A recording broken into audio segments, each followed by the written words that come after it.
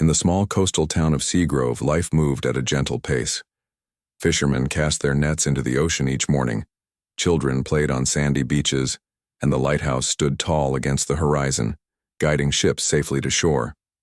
Among the townsfolk was Mia Carter, a bright-eyed 16-year-old with dreams as vast as the sea itself. Mia wasn't just any teenager. She was an Olympic hopeful, a swimmer whose talent had earned her recognition far beyond her quiet hometown. Every morning before sunrise, Mia would slip out of bed while the world still slept. She'd grab her swimsuit, goggles, and water bottle, then head to Blue Bay, a secluded stretch of coastline known for its crystal-clear waters and calm waves. It was her favorite place to train because it felt like her own private sanctuary. On that fateful day, nothing seemed unusual. The air carried the salty tang of the ocean breeze, and the sky glowed faintly pink as dawn approached. Mia greeted her coach, Mr. Harris, with a cheerful smile when she arrived at the beach.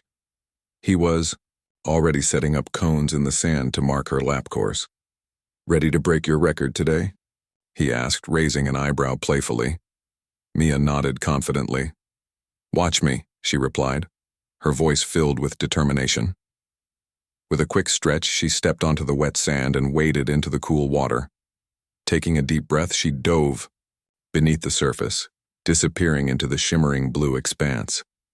For the first few minutes, everything went according to plan. From the shore, Mr. Harris watched as Mia's lithe figure cut through the water with effortless grace. Her strokes were powerful yet precise, a testament to years of hard work and dedication. But then something strange happened. After completing what should have been her third lap, Mia didn't resurface where she was supposed to. At first, Mr.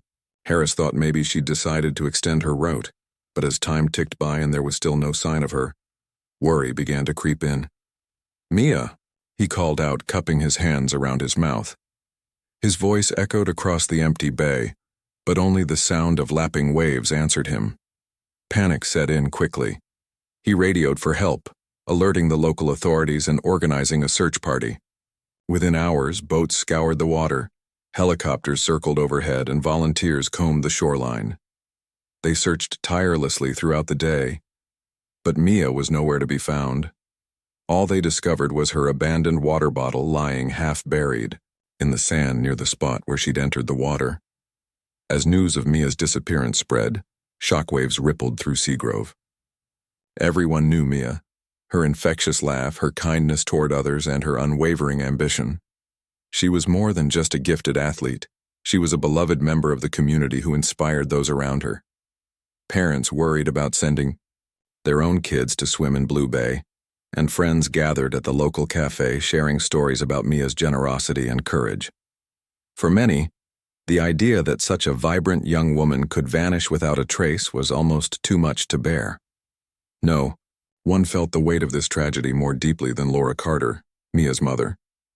A single parent who worked long hours as a nurse, Laura had always been Mia's biggest supporter. She attended every competition, cheered from the sidelines during practices, and celebrated every milestone, big or small. Now, faced with the unimaginable possibility that she might never see her daughter again, Laura was consumed by grief and guilt. Had she missed some sign? Could she have done something to prevent this? Despite the overwhelming odds, Laura refused to give up hope. She spent countless days walking along the beach, calling out Mia's name until her voice grew hoarse. Clutching a faded photograph of her daughter in her swimsuit, Laura pleaded silently with the ocean to bring her baby back. Each wave that rolled ashore carried both dread and anticipation. What if this one held answers? What if Mia was fighting to survive somewhere out there? The weeks turned into months, and though the rest of the town slowly returned to normalcy, Laura remained steadfast in her vigil. People often tried to comfort her, saying things like, "You need to accept reality," or "It's time to let go." But how could she?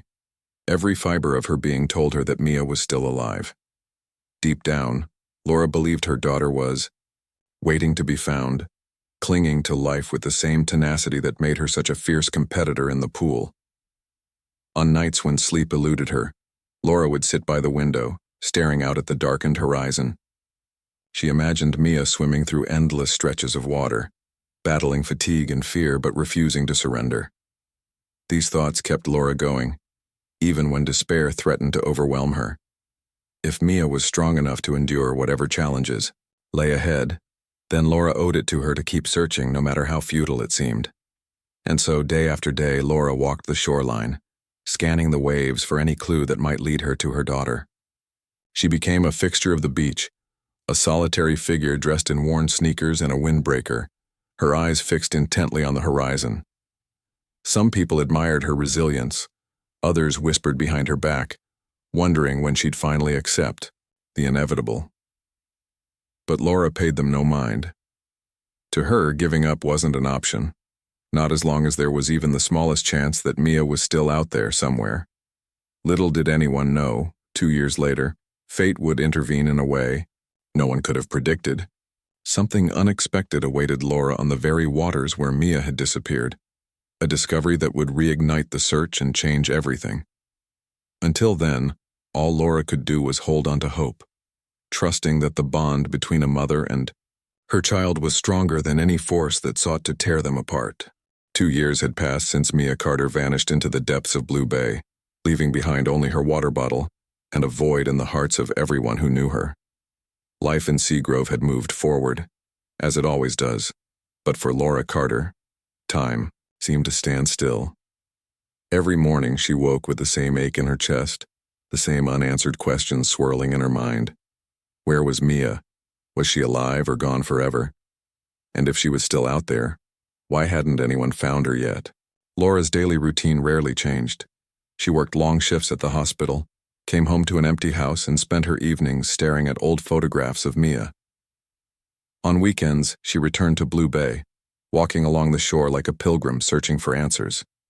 People often saw her there, her shoulders slumped but her gaze sharp, scanning the waves as though they might suddenly part and reveal her daughter. Some townsfolk thought she was clinging to false hope, while others admired her unwavering determination. But no matter what anyone said, Laura couldn't stop looking, not until she knew the truth. It was on one such weekend, exactly 2 years after Mia's disappearance, that something unusual caught Laura's eye. The sun was rising over the bay, painting the water in hues of gold and pink. As Laura walked barefoot along the damp sand, she noticed a yellow buoy bobbing gently in the distance. At first, she didn't think much of it. Buoys were common in these waters, used by fishermen to mark their nets or by scientists to track currents. But as she squinted against the sunlight, something about this particular buoy seemed off. Curiosity tugged at her, urging her closer. Wading into the cool water, Laura reached out and pulled the buoy toward her. That's when she saw it, a strip of fabric tied tightly around the metal frame. Her heart skipped a beat as she examined the cloth more closely. It was blue with tiny white stars, the exact design of the swimsuit Mia had been wearing the day she disappeared. Laura's hands trembled as she untied the fabric, her breath catching in her throat. Inside the makeshift bundle was a small waterproof pouch. With shaking fingers, Laura opened the pouch and unfolded the note inside. The paper was slightly damp but legible, the handwriting neat and unmistakably familiar. It read, "Mom, I'm alive. Please don't stop looking." Tears streamed down Laura's face as she clutched the note to her chest, overcome by a whirlwind of emotions. Relief, joy, anger, and fear collided within her, leaving her breathless. After 2 years of silence, Mia had finally spoken, and she needed her mother now more than ever. Laura sat down on the sand, clutching the note as if it might vanish if she let go. Her mind raced with questions. How had the buoy ended up here? Had Mia left this clue herself, or had someone else placed it in the water? And most importantly, where was she now? The note was proof that Mia was alive, or at least had been recently, but it offered no concrete information about her location. All Laura could do was piece together what little she knew. She remembered hearing once that buoys could drift for miles carried by ocean currents. If Mia had attached the note offshore, it might have traveled far before washing up at Blue Bay. This realization gave Laura a new lead. Perhaps Mia wasn't near Blue Bay anymore. Maybe she was following the currents, moving steadily toward safety. Determined to follow this trail, Laura contacted marine biologists and meteorologists, asking them to analyze the drift patterns of objects in the area. Together, they identified several islands and remote stretches of coastline that aligned with the currents. Armed with this information, Laura vowed to explore every possibility. Word of the discovery spread quickly through Seagrove. News outlets picked up the story, broadcasting images of the buoy and the cryptic message nationwide. Once again, Mia's face appeared on television screens and newspaper headlines, reminding the world of the young swimmer who had vanished without a trace. Social media buzzed with theories and speculation. Some believed Mia had escaped captivity and was trying to send signals to her family. Others thought it might be a cruel prank, though Laura dismissed this idea immediately. No one could fake Mia's handwriting. It was too personal, too real. Detectives reopened the case, re-examining old evidence and retracing every step of the original search efforts. They questioned whether the note could have been planted deliberately to mislead investigators or if it truly came from Mia. One expert suggested analyzing the ink and paper for clues about its origin, while another proposed using satellite imagery to track the buoy's journey. Meanwhile, Laura continued her own investigation, visiting libraries and archives to study maps of the region. She marked potential locations where Mia might have left the note, determined to leave no stone unturned. As days turned into weeks, Laura's resolve grew stronger. The note had reignited not only the official search but also her own personal mission. She began traveling to nearby islands and coastal areas, speaking with locals and showing them Mia's photograph. "Have you seen her?" she would ask, her voice trembling with hope. Most shook their heads sadly, but a few promised to keep an eye out. One fisherman even offered to take Laura on his boat, helping her search hidden coves and rocky inlets where someone might hide undetected. Despite the renewed energy surrounding the case, doubts lingered in the back of Laura's mind. What if the note was a red herring? What if Mia wasn't alive after all, and the message was merely a cruel trick meant to give false hope? These thoughts haunted her late at night, when the house was quiet, and the weight of uncertainty pressed down on her chest. Yet whenever doubt crept in, Laura reminded herself of the words scrawled on the note. "Please don't stop looking." It was a plea, a cry for help, and Laura refused to ignore it. Her dedication inspired others to join the cause. Friends and neighbors organized fundraisers to support the search efforts, raising money for equipment and resources. Volunteers combed the beaches, searching for additional clues. Even strangers reached out, offering tips and encouragement. For the first time in 2 years, Laura felt less alone. The community rallied around her, united by the shared belief that Mia deserved to come home. But despite the outpouring of support, progress remained slow. Days stretched into weeks, and the leads dwindled. Just when it seemed like the search might stall again, another breakthrough emerged, one that would change everything. A local fisherman reported seeing something strange floating near a distant reef. When authorities investigated, they discovered a second buoy, this one bearing another fragment of Mia's swimsuit and a second note. The message was shorter this time, but its meaning was clear. "I'm sorry I tried to escape."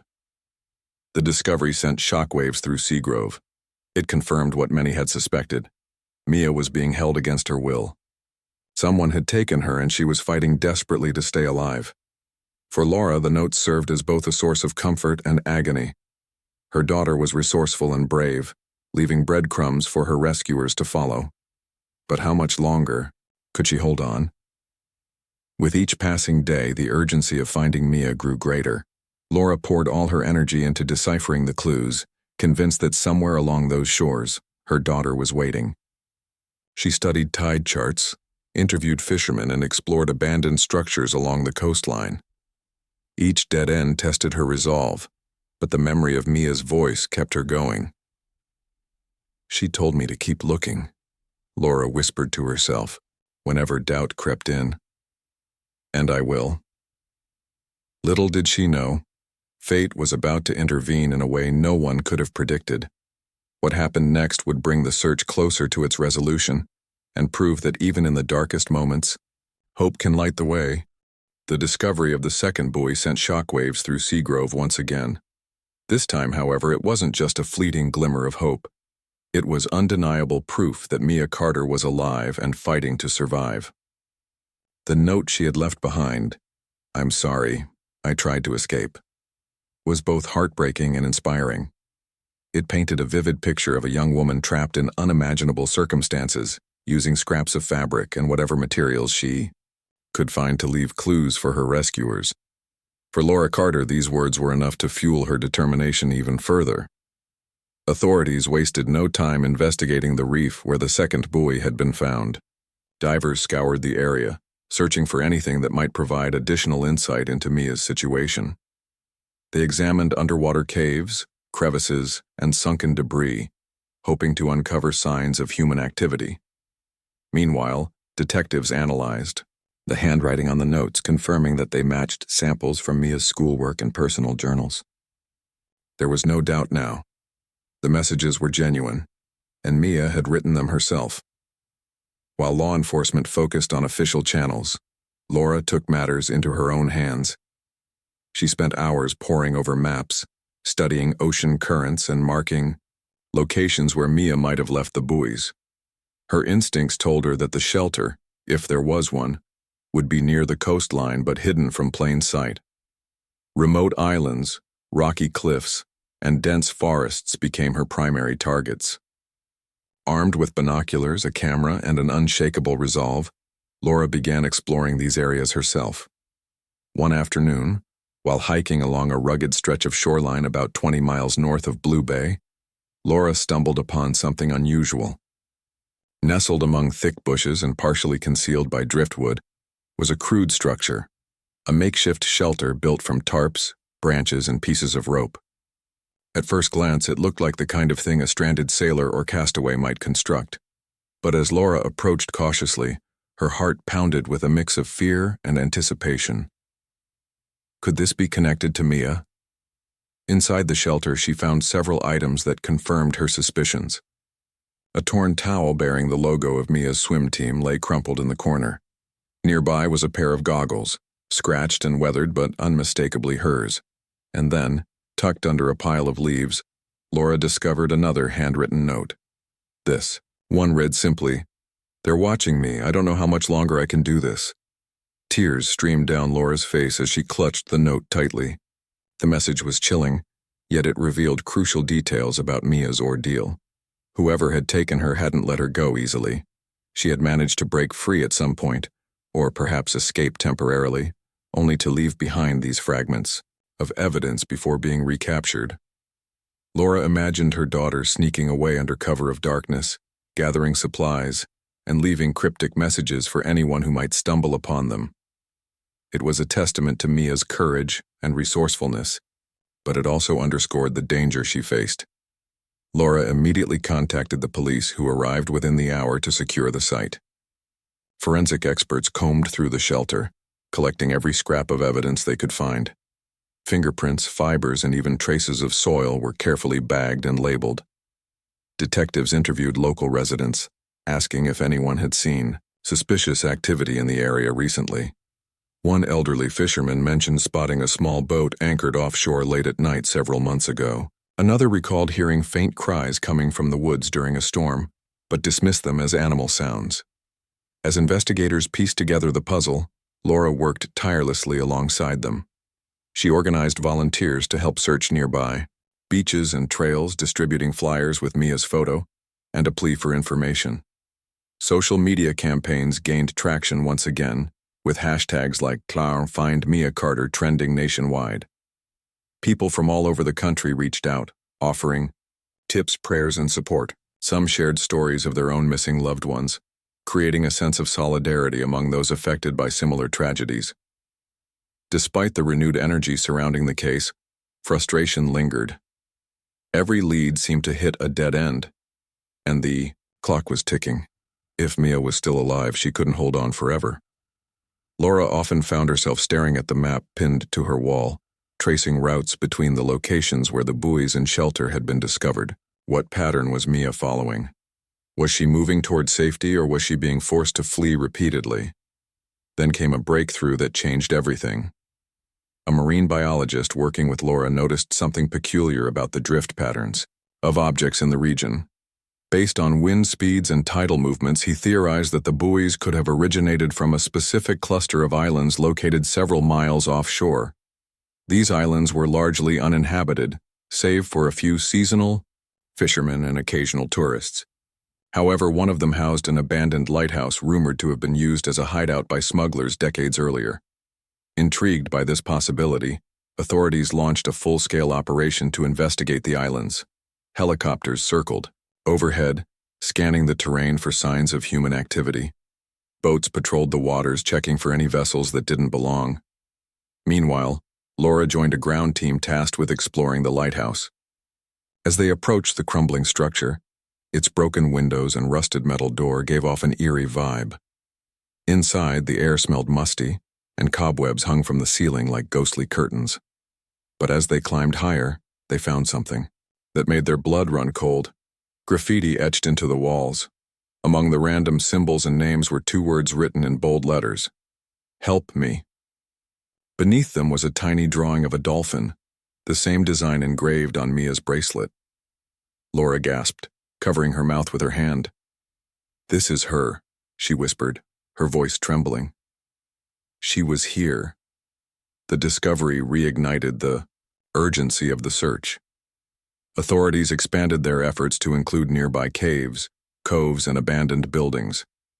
Sniffer dogs were brought in to track scents, and drones equipped with thermal imaging cameras scanned the dense forest. Each new clue brought them closer to unraveling the mystery, but none provided definitive answers about Mia's current whereabouts. Back in Seagrove, the community rallied around Laura, organizing candlelight vigils and prayer meetings. Children drew pictures of Mia swimming triumphantly back to shore, while adults vowed to keep searching until she was found. Even strangers thousands of miles away sent letters of encouragement, reminding Laura that she wasn't alone in her fight. Yet, despite the outpouring of support, moments of doubt crept in. Late at night, when the house was quiet and the world felt impossibly vast, Laura questioned whether she'd ever see her daughter again. What if the next clue led nowhere? What if Mia had already succumbed to her ordeal? These thoughts haunted her, threatening to extinguish the flicker of hope she'd carried for so long. But then she remembered the notes, the desperate, heartfelt messages Mia had left behind. Each word was a lifeline, a reminder that her daughter was still out there, waiting to be found. With renewed determination, Laura whispered into the darkness, "I won't give up, Mia, not now, not ever." Unbeknownst to her, fate was about to intervene in ways no one could have predicted.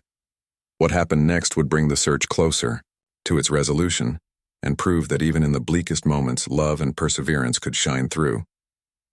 The discovery of the graffiti inside the abandoned lighthouse sent shockwaves through the investigation team. It was clear now that Mia had been to this remote island at some point, leaving behind a cry for help etched into the walls. But how had she gotten there? And why had she chosen such an isolated location? These questions gnawed at Laura Carter as she sat in the small police station later that evening, staring at photographs of the lighthouse and its surroundings. Her mind raced with possibilities, each one more unsettling than the last. Detectives, reviewing old surveillance footage from the day Mia disappeared, noticed something peculiar.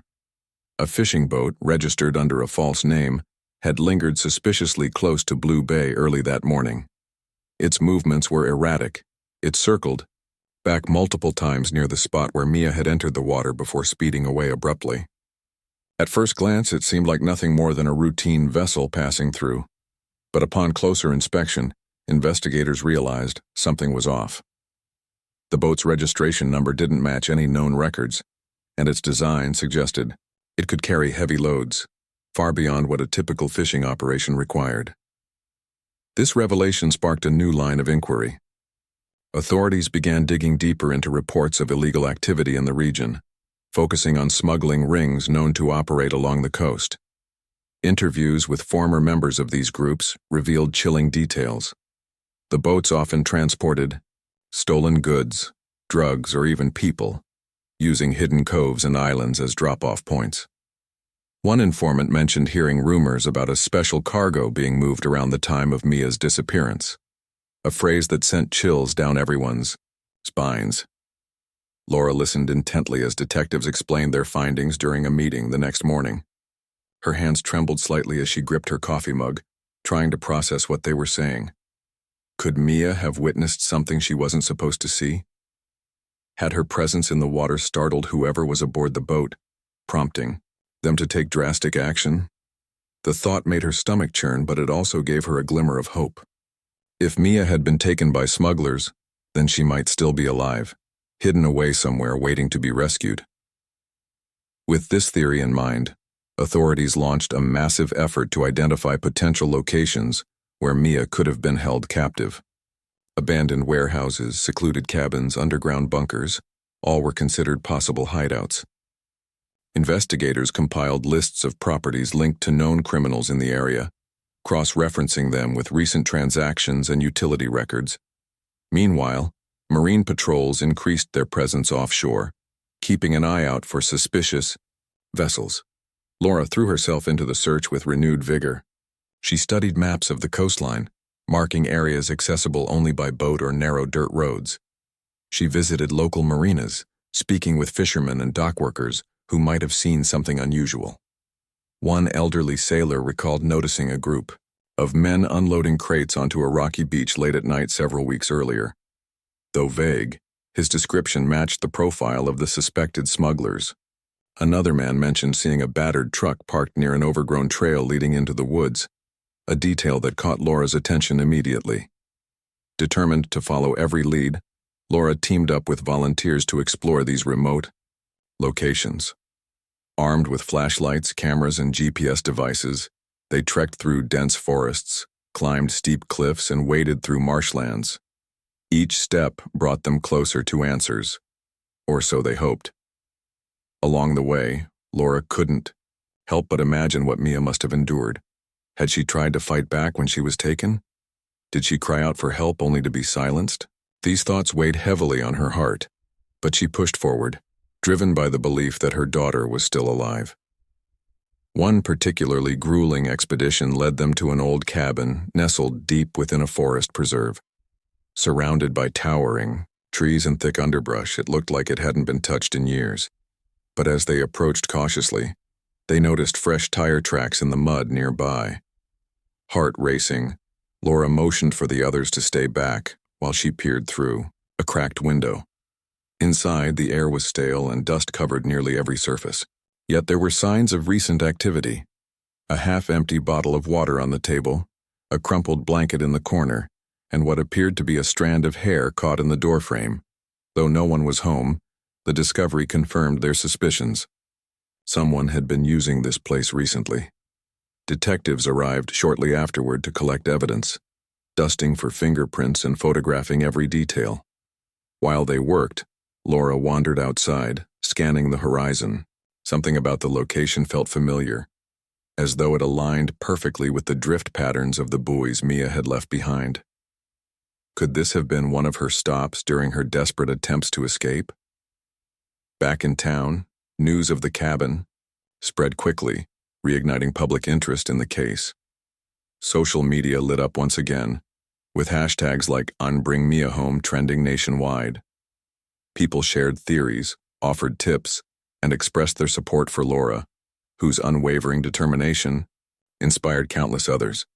Even strangers reached out, sharing stories of their own battles against injustice and encouraging her to keep fighting. But despite the progress, frustration lingered. Every clue seemed to raise more questions than answers. Who were these smugglers? And what did they want with Mia? Why had she been allowed to leave notes and items behind instead of being silenced completely? And most importantly, where was she now? With each passing day, the urgency of finding Mia grew greater. Late one night, as Laura sifted through piles of documents and sketches of potential hideouts, she came across a map marked with red circles, indicating abandoned structures along the coastline. One location stood out, a decrepit warehouse perched on the edge of a cliff overlooking the sea.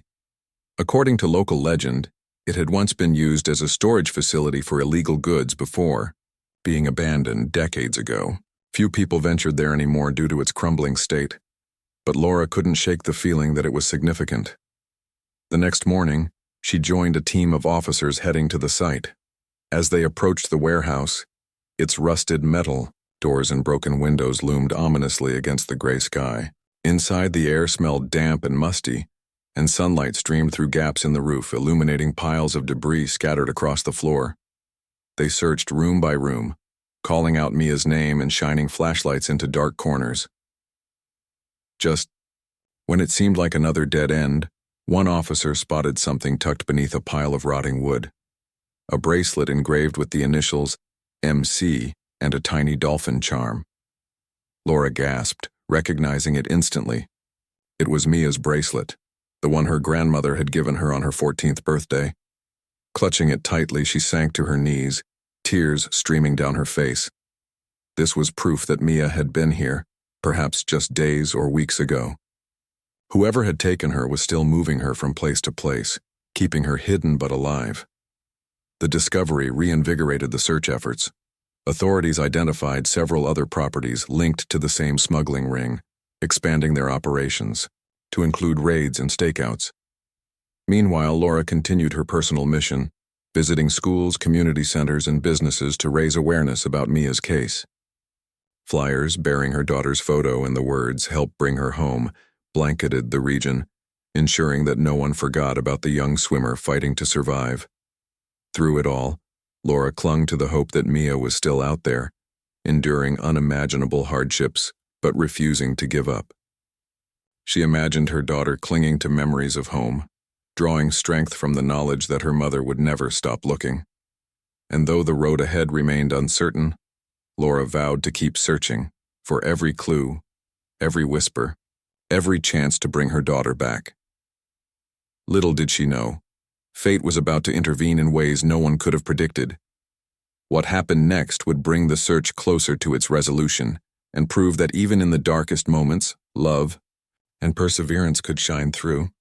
The search for Mia Carter had become a relentless pursuit, fueled by fragments of evidence and the unwavering determination of her mother, Laura. Each clue brought them closer to unraveling the mystery, yet the answers remained just out of reach. The bracelet found in the abandoned warehouse was proof that Mia had been alive recently, but it offered no concrete information about her current location. For Laura, this was both a blessing and a torment. Knowing her daughter was still fighting kept her going, but the uncertainty of where she might be gnawed at her every waking moment. Authorities intensified their efforts, conducting raids on properties linked to the smuggling ring and setting up surveillance operations along the coastline. Detectives worked around the clock, piecing together timelines and analyzing patterns. Meanwhile, Laura continued her own grassroots campaign, organizing volunteers to distribute flyers and speak with locals who might have seen something unusual. Her face became a familiar sight in towns and villages far beyond Seagrove, as she tirelessly pleaded for help in finding her daughter. One crisp morning, while reviewing footage from security cameras near Blue Bay taken around the time of Mia's disappearance, investigators noticed something they had overlooked before. A man wearing a hoodie and sunglasses could be seen walking briskly along the beach shortly after Mia entered the water. He carried a large duffel bag over his shoulder and appeared to glance furtively over his shoulder several times. Though his features were obscured, his behavior raised suspicions. Could he have been involved in Mia's abduction? Detectives cross-referenced the timestamp of the footage with reports of suspicious activity in the area. One witness mentioned seeing a similar figure loading items into a van parked near the bay that day. Another recalled hearing muffled voices coming from the woods nearby. These accounts aligned with the theory that Mia had been taken quickly and transported elsewhere. Investigators traced the license plate of the van to a rental company, which led them to a name: Marcus Lane, a known associate of the smuggling ring. Marcus's involvement added a new layer of urgency to the investigation. Authorities issued a warrant for his arrest and began tracking his movements. They discovered that he frequently visited remote areas along the coast, often staying in isolated cabins or abandoned buildings.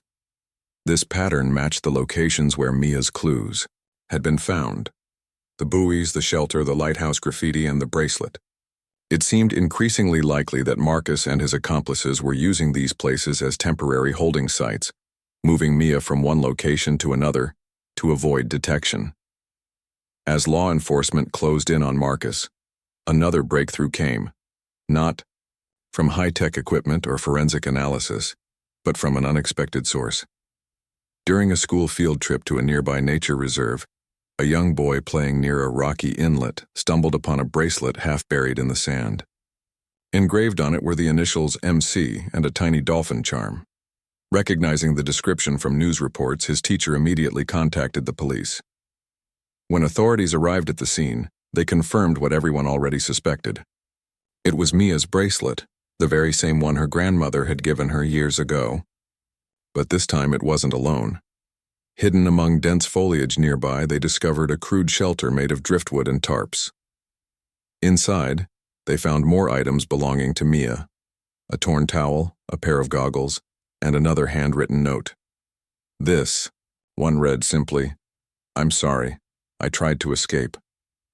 The discovery confirmed everyone's worst fears. Mia had indeed been held against her will.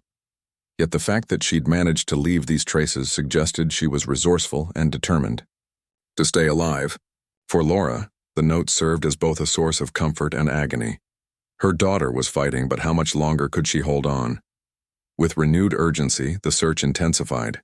Using the location of the shelter as a starting point, authorities mapped out likely escape routes Mia might have attempted. Abandoned cabins, hidden caves, and secluded beaches became focal points of the investigation. Sniffer dogs scoured the terrain, while helicopters circled overhead, scanning for any signs of human activity.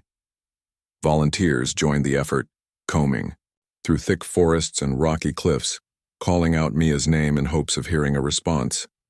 Laura threw herself into the search with even greater resolve. She spent hours studying tide charts and weather patterns, trying to predict where Mia might have gone if she had escaped again. She visited local fishing communities, asking if anyone had seen a young woman matching Mia's description wandering alone. One fisherman mentioned spotting someone swimming toward shore during a storm weeks earlier, but he hadn't thought much of it at the time. Another recalled hearing faint cries echoing through the woods late at night, a detail that sent shivers down Laura's spine. Despite the tireless efforts, frustration lingered. Every lead seemed to hit a dead end, and the pressure mounted with each passing day. If Mia was still alive, she couldn't hold on forever. Laura often found herself staring at the map pinned to her wall, tracing routes between the locations, where clues had been discovered. What pattern was Mia following? Was she moving towards safety, or was she being forced to flee repeatedly? Then came a moment of clarity. A marine biologist working with the investigation team noticed something peculiar about the ocean currents in the region. Based on wind speeds and tidal movements, he theorized that Mia might have been drifting or escaping along a specific route. This path led to a cluster of islands located several miles offshore, one of which housed an abandoned lighthouse rumored to have been used as a hideout by smugglers decades earlier. Intrigued by this possibility, authorities launched a full-scale operation to investigate the islands. Helicopters circled overhead, scanning the terrain for signs of human activity. Boats patrolled the waters, checking for any vessels that didn't belong. Meanwhile, Laura joined a ground team tasked with exploring the lighthouse. As they approached the crumbling structure, its broken windows and rusted metal door gave off an eerie vibe. Inside, the air smelled musty, and cobwebs hung from the ceiling like ghostly curtains. But as they climbed higher, they found something that made their blood run cold. Graffiti etched into the walls. Among the random symbols and names were two words written in bold letters: "Help me." Beneath them was a tiny drawing of a dolphin, the same design engraved on Mia's bracelet.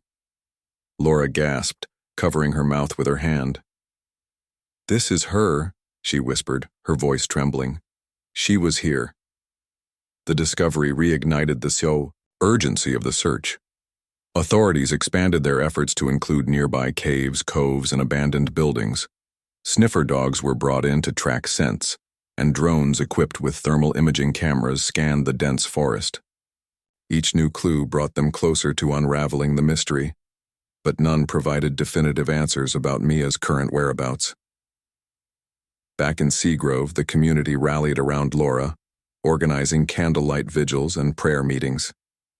Children drew pictures of Mia swimming triumphantly back to shore, while adults vowed to keep searching until she was found. Even strangers thousands of miles away sent letters of encouragement, reminding Laura that she wasn't alone in her fight. Yet, despite the outpouring of support, moments of doubt crept in. Late at night, when the house was quiet and the world felt impossibly vast, Laura questioned whether she'd ever see her daughter again. What if the next clue led nowhere? What if Mia had already succumbed to her ordeal? These thoughts haunted her, threatening to extinguish the flicker of hope she'd carried for so long. But then she remembered the notes, the desperate, heartfelt messages Mia had left behind. Each word was a lifeline, a reminder that her daughter was still out there, waiting to be found. With renewed determination, Laura whispered into the darkness, "I won't give up, Mia. Not now, not ever." Unbeknownst to her, fate was about to intervene in ways no one could have predicted. What happened next would bring the search closer to its resolution and prove that even in the bleakest moments, love and perseverance could shine through. Whispered tip, and every hunch led investigators deeper into the labyrinth of possibilities. Laura Carter's heart ached with exhaustion, but her resolve burned brighter than ever. She clung to the belief that somewhere out there, her daughter was alive and fighting to come home. After 2 years of relentless searching, hope felt fragile yet unbreakable, a flickering flame in the darkest storm. One crisp autumn morning, as golden sunlight filtered through the trees, a breakthrough finally came, not from seasoned detectives or cutting-edge technology, but from an unlikely hero. A young boy named Ethan, who had joined his classmates on a school field trip to explore a nature reserve, wandered off the designated trail while chasing a butterfly. His sneakers crunched against the rocky soil near a secluded inlet when something glinted in the corner of his eye. He bent down and picked it up, a small bracelet engraved with tiny stars and the initials MC. Ethan didn't recognize the bracelet at first, but his teacher did. When she saw the dolphin charm dangling from the chain, her breath caught. It matched the description of Mia Carter's missing jewelry, the one featured in countless news reports over the past 2 years. Within hours, authorities descended upon the area, combing the surrounding wilderness for additional evidence. Hidden among dense foliage, they discovered a crude shelter made of driftwood and tarps. Inside, they found more items belonging to Mia, a torn towel, a pair of goggles, and another handwritten note. This one read simply, "I'm sorry. I tried to escape." The discovery sent shockwaves through Seagrove once again. It confirmed what everyone feared. Mia had been held captive, but it also proved she was resourceful and determined to survive. For Laura, the notes were both heartbreaking and inspiring. Her daughter was leaving breadcrumbs, trusting that someone would follow them to find her. With renewed urgency, investigators mapped out potential escape routes Mia might have attempted. They identified nearby caves, abandoned cabins, and secluded beaches as possible destinations. Sniffer dogs scoured the terrain, while helicopters circled overhead, scanning for any signs of human activity. Laura threw herself into the search with even greater resolve. She visited local fishing communities, asking if anyone had seen a young woman matching Mia's description wandering alone. One fisherman mentioned spotting someone swimming toward shore during a storm weeks earlier, but he hadn't thought much of it at the time. Another recalled hearing faint cries echoing through the woods late at night, a detail that sent shivers down Laura's spine. Despite the tireless efforts, frustration lingered. Every lead seemed to hit a dead end, and the pressure mounted with each passing day. If Mia was still alive, she couldn't hold on forever. Laura often found herself staring at the map pinned to her wall, tracing routes between the locations where clues had been discovered. What pattern was Mia following? Was she moving toward safety, or was she being forced to flee repeatedly? Then came a moment of clarity. A marine biologist working with the investigation team noticed something peculiar about the ocean currents in the region. Based on wind speeds and tidal movements, he theorized that Mia might have been drifting or escaping along a specific route. This path led to a cluster of islands located several miles offshore, one of which housed an abandoned lighthouse rumored to have been used as a hideout by smugglers decades earlier. Intrigued by this possibility, authorities launched a full-scale operation to investigate the islands. Helicopters circled overhead, scanning the terrain for signs of human activity. Boats patrolled the waters, checking for any vessels that didn't belong. Meanwhile, Laura joined a ground team tasked with exploring the lighthouse. As they approached the crumbling structure, its broken windows and rusted metal door gave off an eerie vibe. Inside, the air smelled musty, and cobwebs hung from the ceiling like ghostly curtains. But as they climbed higher, they found something that made their blood run cold. Graffiti etched into the walls. Among the random symbols and names were 2 words written in bold letters. "Help me." Beneath them was a tiny drawing of a dolphin, the same design engraved on Mia's bracelet. Laura gasped, covering her mouth with her hand. "This is her," she whispered, her voice trembling. She was here. The discovery reignited the urgency of the search.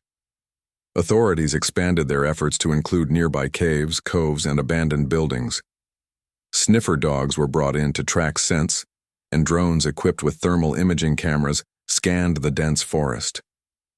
Each new clue brought them closer to unraveling the mystery, but none provided definitive answers about Mia's current whereabouts. Finally, after weeks of relentless effort, fate intervened in the most unexpected way. A hiker, exploring a remote trail, reported seeing a young woman matching Mia's description wandering disoriented in the woods. The hiker described her as thin and pale, wearing tattered clothes and covered in dirt. When rescue teams arrived, they found Mia weak but alive, her body battered yet unbroken. She collapsed into her mother's arms, sobbing uncontrollably as Laura repeated over and over, "You're safe now. You're home." Mia's recovery was slow, both physically and emotionally. She recounted harrowing details of her captivity, describing how she'd been taken by smugglers who feared she'd witnessed their illegal activities. She told stories of enduring unimaginable hardships, using scraps of clothing and whatever materials she could find to leave signs for her rescuers. Through sheer willpower, she had survived, sustained by the belief that her mother would never give up on her. Today, Mia is rebuilding her life, surrounded by family and friends who marvel at her resilience. Though scars remain, she has returned to swimming, not competitively but for joy. And whenever she steps into the water, she thinks of her mother, whose unwavering determination brought her back from the brink. Their bond, forged in tragedy and triumph, is stronger than ever, a testament to the power of love and hope in even the darkest of times. For Laura, the nightmare is finally over. She no longer walks the shoreline calling out her daughter's name or stares at old photographs wondering if Mia is still alive. Instead, she holds her daughter close, cherishing every moment they share. Together, they've proven that even in the face of despair, perseverance can light the way, and that, no matter how far apart they may be, a mother's love will always find its way home.